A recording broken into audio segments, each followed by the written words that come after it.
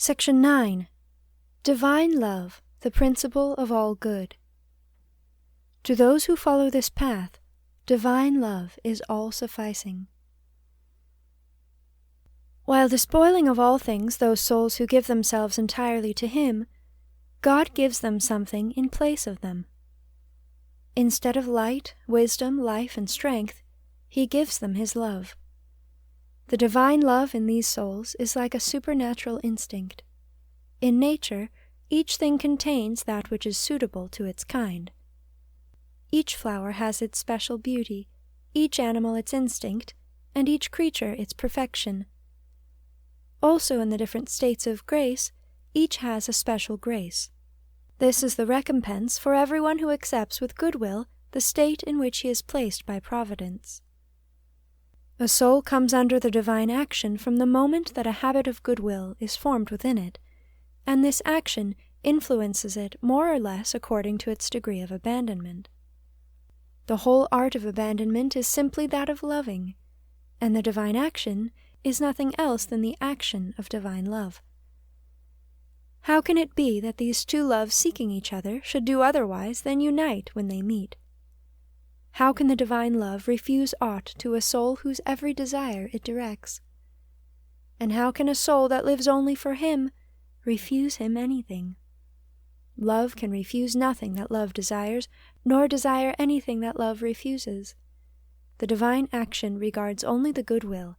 The capability of the other faculties does not attract it, nor does the want of capability repel it.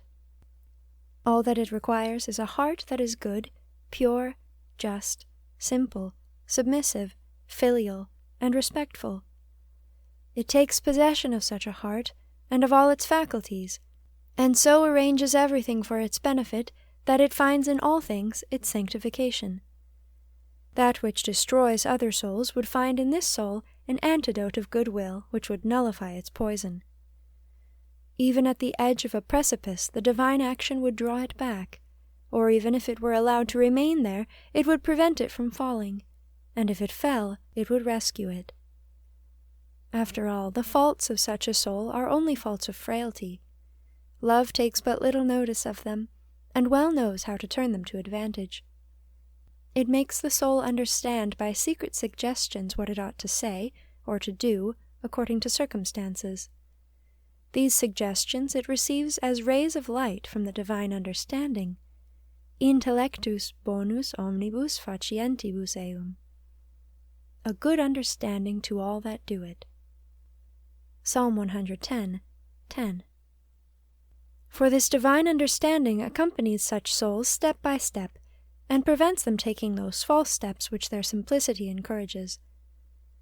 If they make arrangements which would involve them in some promise prejudicial to them, Divine Providence arranges some fortunate occurrence which rectifies everything. In vain are schemes formed against them repeatedly.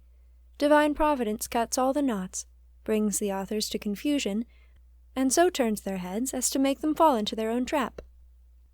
Under its guidance, those souls that they wish to take by surprise do certain things that seem very useless at the time, but that serve afterwards to deliver them from all the troubles into which their uprightness and the malice of their enemies would have plunged them.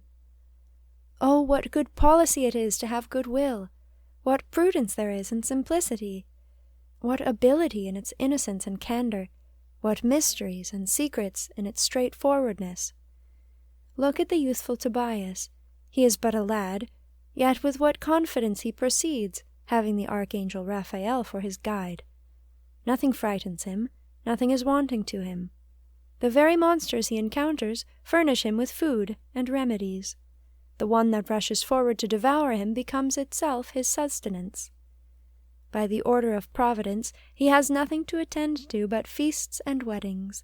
Everything else is left to the management of the guiding spirit appointed to help him. These things are so well managed that never before have they been so successful, nor so blessed and prosperous. However, his mother weeps, and is in great distress at his supposed loss, but his father remains full of faith.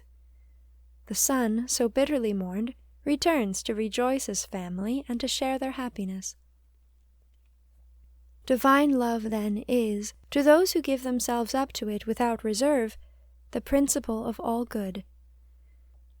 To acquire this inestimable treasure, the only thing necessary is greatly to desire it. Yes, God only asks for love, and if you seek this treasure, this kingdom in which God reigns alone, you will find it.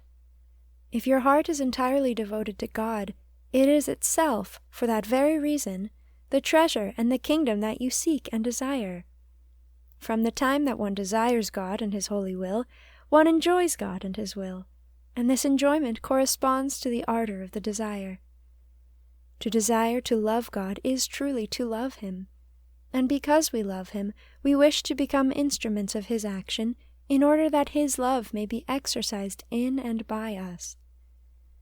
The divine action does not correspond to the aims of a saintly and simple soul, nor to the steps it takes, nor to the projects it forms, nor to the manner in which it reflects, nor to the means it chooses, nor to the purity of its intention.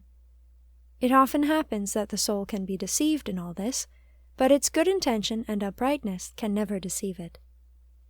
Provided that God perceives in it a good intention, He can dispose with all the rest, and He holds as done for Him what it will eventually do when truer ideas second its goodwill.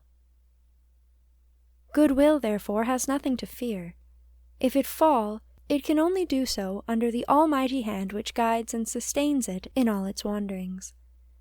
It is this divine hand which turns it again to face the goal from which it has strayed, which replaces it in the right path when it has wandered. In it the soul finds resources for the deviations to which the blind faculties which deceive it render it subject. It is made to feel how much it ought to despise them, and to rely on God alone, abandoning itself absolutely to His infallible guidance.